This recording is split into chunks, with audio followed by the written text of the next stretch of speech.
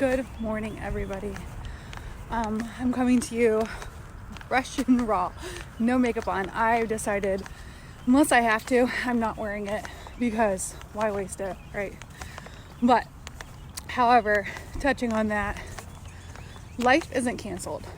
You know, a lot of our lives have been thrown upside down, completely 180. Some of us, hey Mike, some of us are used to waking up, running our kids to school, working out, going to the gym, whatever it is that your life you're used to doing. But we all have some kind of structure, schedule, no matter the chaos. And I've been putting this off. I have taken a couple walks like in the afternoon.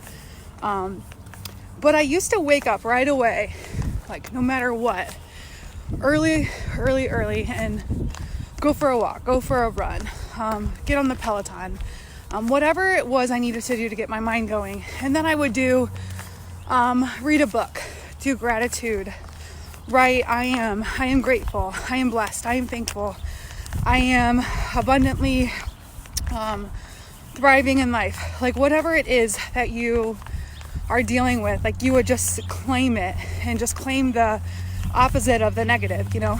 So, hey Mike. So I wanted to get on here. I'm on my morning walk. I'm not walking fast. I'm just kind of just enjoying the birds chirping, even though it's kind of gloomy out. You just got to be your own sunshine, right? So, my boyfriend had to work all day yesterday till 2, come home, go to bed, and then work again at 1 a.m. So he's asleep, so I can't get on the Peloton because if I do, it'll wake him up. So those things are loud. They like talk and cheer you on, and which is super fun. I might do that later today, but I am just enjoying this peace and quiet, the birds chirping, and I just want to get on here and tell you life's not canceled. You can still get out there. You can still walk around, go outside, have a campfire at night. I mean, I don't know what it is that you want to do. I mean, sometimes it's kind of chilly. Like it's freezing right now. I had to put a coat on. But your life's not canceled. Yes, the gyms are canceled. Yes, the movies are canceled. Yes, the malls are closed.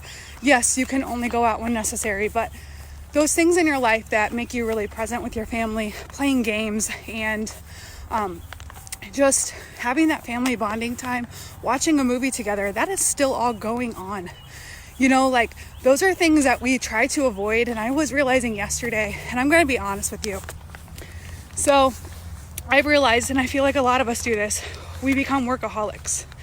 And for me, I got diagnosed at 18 with a genetic disorder and told that I would only make it till the age of 30. And then I'd be in a wheelchair and all that stuff. I know I've told you guys. But here's what happened. They told me the trajectory of my life.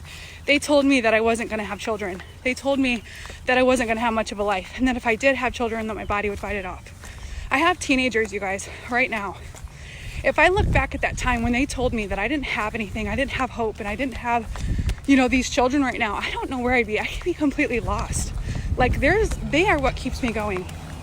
And furthermore, I want to say that I have to look at those times when I was told the worst. And what did I do to change that? Well, as I grew up, all I knew what to do was, at one point, my daughter was having seizures so bad. The man I was with, their dad, wasn't working very much. And I worked 4 jobs. I worked with people with disabilities in their home. Overnight, I was a hairdresser during the day. I got to do a sleep shift, but I ended up giving myself a lot of health problems from just not stopping to work. So it was called sleep shift work disorder, and I had to take medication from it. And I just was a rat race. I chased in a hamster wheel. And so I was always trying to make up for what was lacking, you know, in my life, whether it was covering up the emotions, covering up what, you know, I felt like if I didn't do it, it wouldn't get done. So, and that went into my home, like, I'm going to do it so it gets done right type of thing. And then, you know, getting divorced, I still worked 3 jobs. I've always had my hands in a lot of things, being an advocate, being a hairdresser, thriving. Thriving is not, all of the things I do now are not jobs to me. They are my purpose, changing lives. But I've realized that being a hairdresser, I've hit a lot of my own feelings. I mean, we get people in our chairs that tell us their life and I can absolutely hide behind them. You know, I can give them encouragement, give them advice, but in all reality, I'm hiding behind my own fears. I'm so busy during the day servicing clients that I don't have time to focus on my own worries, my own feelings. And some of them I vent to and some of them I don't, just depends. But I'm going to have to really dig deep and peel back those layers right now, having this alone time with my family and thinking, okay, what is it that can make me a better person? What is it that I can change?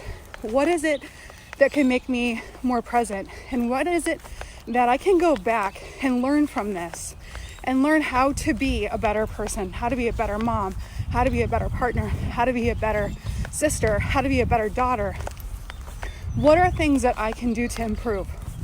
Because when you're so busy and you're working all the time and you're putting your hands, you know, in all of these things, you just kind of lose sight of the small things that are important.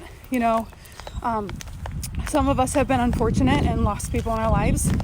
I know I have, but then you have to keep going. Life keeps going, and it's not that you forget about them, but things keep going and changing, and you have to change with it, right? So right now, what we can do best for our mental health is walk, read a book, watch a movie with our family, play a game, you know, reach out to somebody and say, listen, can you talk? Just kind of vent and write a journal, write daily, like, what is this teaching you? What am I gaining from this? So I just kind of wanted to give you a little bit of like what I'm gaining from this and let you know that life's not canceled. It's not over. Yes, things have changed. It's a 180 for a lot of us who have been in the workforce, who have told that we cannot work right now. But you know what? It's a blessing. It's time for peace. It's time for cleansing. It's time for a reopening, awakening, whatever you want to call it.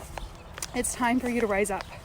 And we're in this together, and find that time for you, because if you don't, you might go crazy. And I just want everybody to focus on their mental health and keeping themselves above and not drowning. So if someone's offering you a lifeboat, you know, a life jacket, whatever it is in the middle of that ocean, you take it, because they want to help you and they care about you. So if I reach out and say, hey, how are you? I'm thinking of you. I truly am. So I hope you all have a wonderful day. I'm going to finish my morning walk, listen to the birds chirp, take it all in, and you guys have a wonderful day. Bye.